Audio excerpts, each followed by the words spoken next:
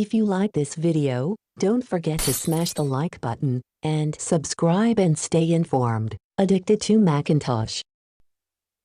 Hi, unboxing new Apple iPhone 14 Pro 512 gigabytes. This is the unboxing of iPhone 14 Pro, Space Black, 523 gigabytes. It only comes with a USB-C to Lightning cable and an Apple sticker. This iPhone has the new A16 Bionic Apple chip, so it is a little bit faster than last year's A15 Bionic Apple chip.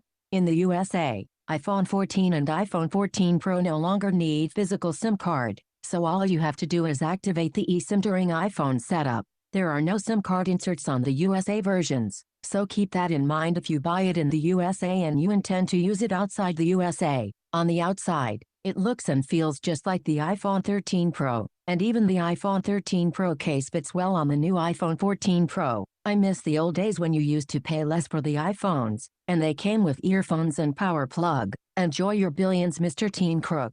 Hope you enjoyed this video. Have a nice day.